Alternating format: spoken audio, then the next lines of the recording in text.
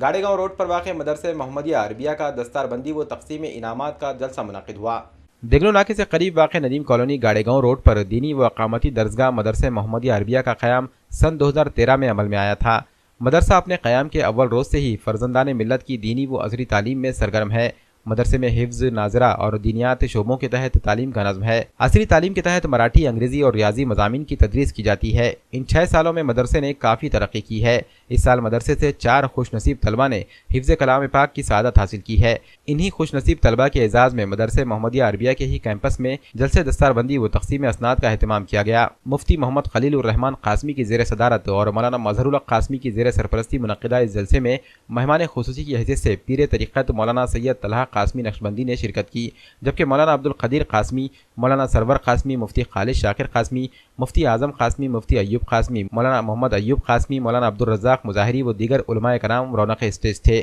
اس موقع پر مدرسے کے محتمیم حافظ محمد رفیق اشاعتی کے علاوہ مدرسے کے اساتذہ مولانا نعمت اللہ قاسمی اور حافظ محمد ایوب و دیگر موجود تھے۔ علاقے کے عوام اور اولیاء طلبہ نے بڑی تعداد میں جلسے میں شرکت کی۔ جلسے میں مدرسہ محمدیہ عربیہ کے طلبہ نے تلاوت کلام پاک، احادیث، حمد، نعت، مکالمہ اور تقاریر وغیرہ کی شکل میں شاندار انداز میں اپنے تعلیمی مظاہرے پیش کرتے ہوئے حاضرین سے خوب داد و تحسین اور انعامات حاصل کیے۔ مہمان علماء کرام نے اولاد کی تعلیم و تربیت پر مدلل گفتگو کرتے ہوئے عصر حاضر میں دینی و قرآنی علوم کی اہمیت و افادیت پر سیر حاصل رہنمائی کی۔ مہمانان کے ہاتھوں مدرسے سے فارغ 4 حفاظ کرام حافظ سید الطاف، حافظ سید محسن، حافظ محمد مبین اور حافظ محمد شعیب کی دستار بندی کی گئی اور انہیں اسناد و انعامات سے نوازا گیا۔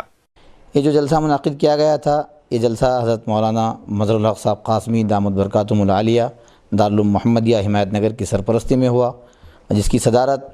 مفتی اول دکن حضرت مولانا مفتی خلیل الرحمن صاحب دامت برکاتہم نے کی، اور اس موقع پر ہم نے ہمارے مدرسے کے ذمہ داران کی موجودگی میں ہم نے ہمارے مطابق ان سب کا استقبال کیا، تہ دل سے ان کا شکریہ ادا کیا کہ انہوں نے آ کر ہمیں ہمت دی، اور ہم ایسا عزم کرتے ہیں کہ ہم ہمارے طلباء سے امید کرتے ہیں کہ طلباء نے کس طرح کل جو ہے جلسے میں جو جس طرح تعلیمی مظاہرہ کیا کہ ہمارے بچوں نے انگلش میں، مراٹھی میں، اردو میں تقاریر کر کے سامعین کا دل جیتا، بلکہ سامعین نے اتنا مسرت کا اظہار کیا کہ انعامات سے، نقد انعامات سے نوازا۔ طلباء مادری زبان پہ بھی عبور حاصل کریں، طلباء ریاستی زبان پہ بھی عبور حاصل کریں، طلباء عالمی جو زبان ہوتی ہے انگلش جسے کہتے ہیں اس پہ بھی عبور حاصل کرے، یہ ہمارا عین مقصد ہے۔ ہم چاہتے ہیں کہ ہمارے طلباء باہر جا کر باہر کی زندگی، باہر کی دنیا کو اچھی طرح جان سکے، اس لیے ہر تعلیم کا ہونا ضروری ہے۔ تو ہمارا ارادہ ہے، ابھی ہم پرائمری درجے کی منظوری ہم کو مل گئی ہے الحمدللہ، ہم چاہتے ہیں کہ ہائی اسکول تک ہم عصری تعلیم کا بھی ساتھ میں رکھیں، تاکہ طلباء ہمارے جہاں شعبہ حفظ مکمل کرے وہاں 10ویں 12ویں کی تعلیم حاصل کرے، ٹیکنیکل ویکیشنل ایجوکیشن بھی حاصل کریں، تاکہ وہ ذریعہ معاش کے طور پر آگے چل کر اپنے پیر پر کھڑے ہو سکے اور دین کی خدمت، قوم و ملت کی خدمت بھی کر سکے اور اپنے اخراجات کی تکمیل بھی کر سکے، ایسا ہمارا عزم ہے۔